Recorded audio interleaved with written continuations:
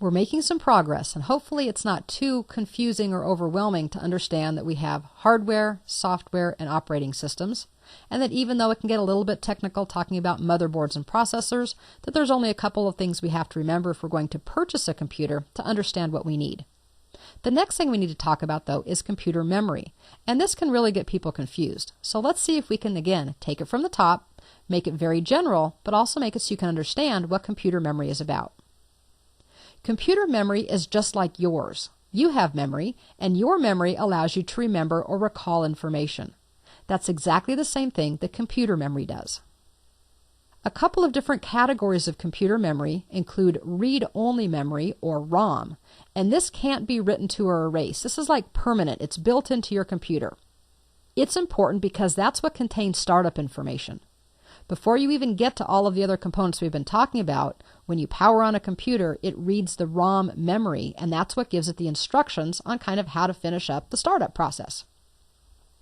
The one that we're more concerned about is known as random access memory, or RAM.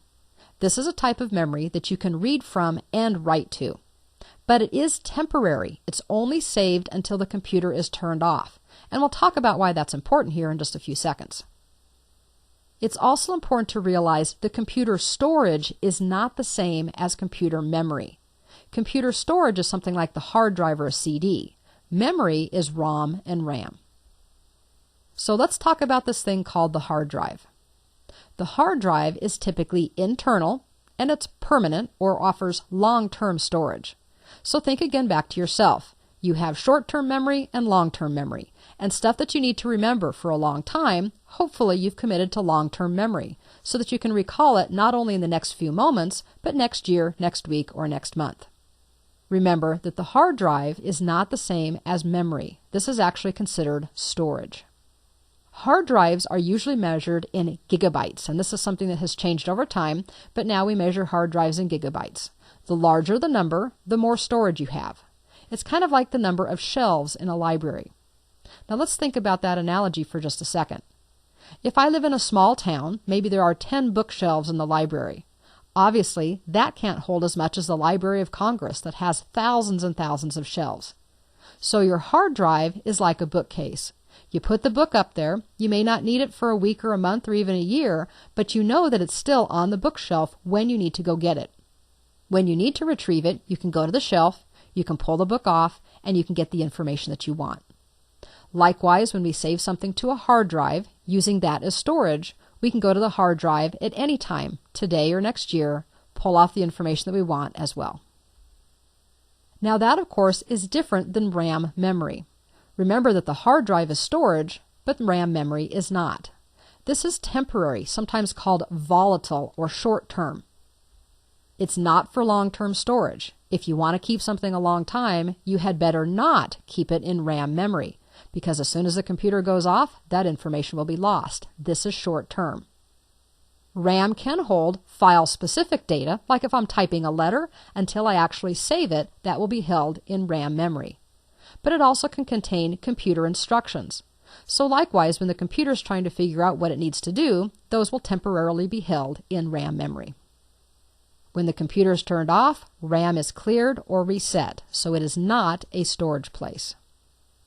RAM is measured these days in gigabytes as well, and the higher number or the more RAM you have, the better your system performs and the more that it can hold at any given time. Think about it this way. Having more RAM is like having somebody who has a better short-term memory. I joke with my husband that I have a 3-item limit in my short-term memory. If he tells me to get bread, eggs, and cheese, and then he adds butter, I lose the last one because I can only remember 3 things at a time. He's better at such things, so maybe he can remember 10 things at a time.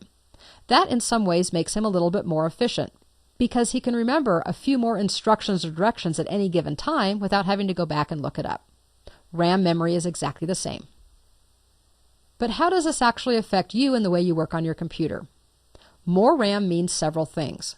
It means faster performance, that you can have more open files at one time, that you can work with larger, more complex files, that you can have more programs running at one time.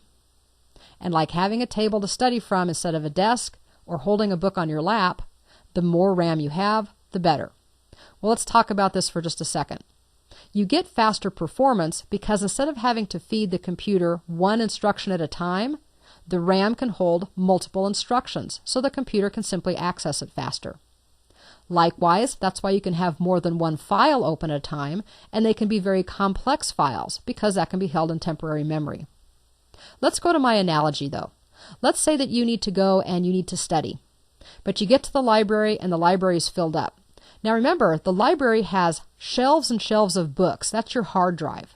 If you can't find anything but an individual chair, then you're kind of limited on how much you can learn at one time, because you can look at one book that you've gotten off the shelf, but when you're done with that book, you have to go put it back before you can get a second book because you can only hold one at a time. On the other hand, if the library is empty and you have a really large table, you might be able to pull 8 or 10 or 20 books off the shelf at one time and have all of those books open in front of you. Now you can work a little bit faster and more efficiently because all of that information is right at your fingertips. You don't have to go back to the bookshelf each time you need to get a new piece of information. That's what happens when you have more RAM on a computer system, and why all of these things are true when you